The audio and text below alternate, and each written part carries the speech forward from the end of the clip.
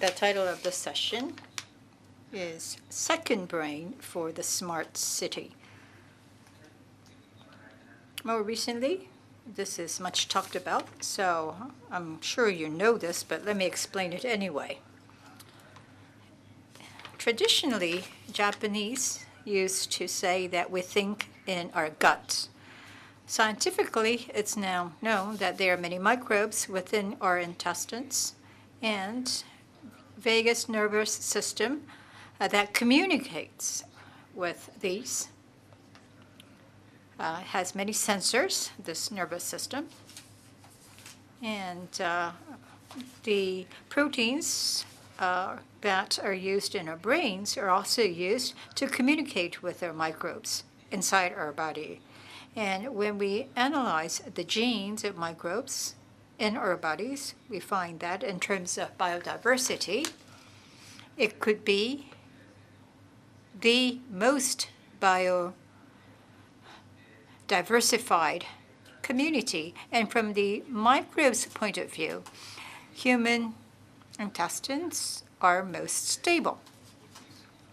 And mammals have a constant temperature. And from countries with cold winters to very hot summers, humans can live, and those human bodies are very stable, and therefore microbes can live very comfortably within our body. And many of the proteins that we used for communication within our brains, for example, serotonin, which is a very important chemical, 80% of it is being generated by microbes within our intestinal systems, which means that, according to some people, even before we had brains, these microbes have been communicating amongst each other. And with the evolution of mammals, they started to communicate with microbes, communicate with mammals, and control the mammals, and only then the brains were developed, according to some people, which would mean that the evolution of humans are specifically to help microbes spread around the world. In the earlier session, earlier, I was told that when influenza flus are most communicative,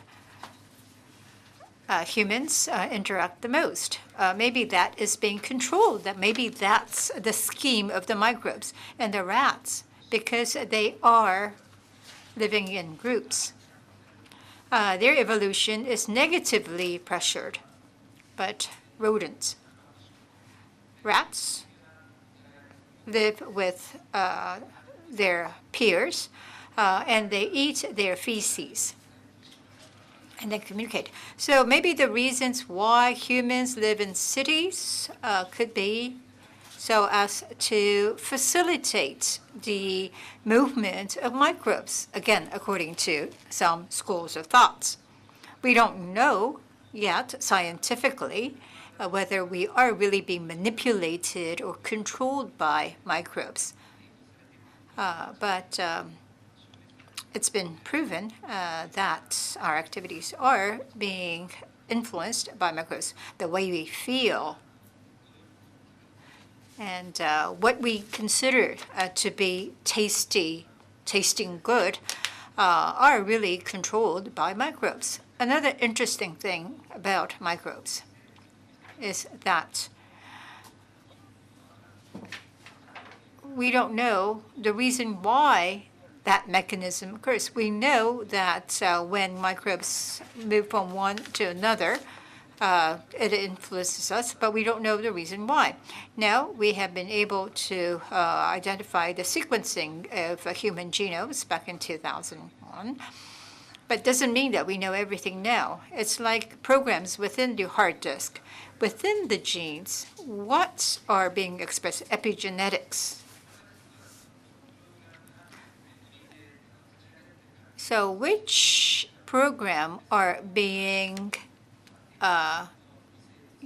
booted by memories differ from one person to another.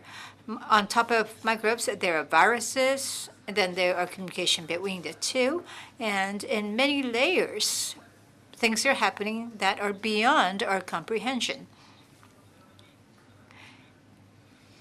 There are many traits that are passed on to your children. We thought only genes were being passed on, but now we know that what parents learned are being passed on to future generations as well. And during World War I, the mothers who starved are affecting their grandparents, and that's been proven through some experiments. So your traits, your characters, things are being passed on from one generation to another. The point is this: the more you know, the more you learn that you don't know. And on the human body layers, we are seeing advancement of research. But when it comes to the urban layers, city layers, or in relation to one of the questions raised in the earlier session, we have to think of different scales. So what's the relationship between microorganisms and city is what we're trying to address at this session. So I give the floor to Kevin.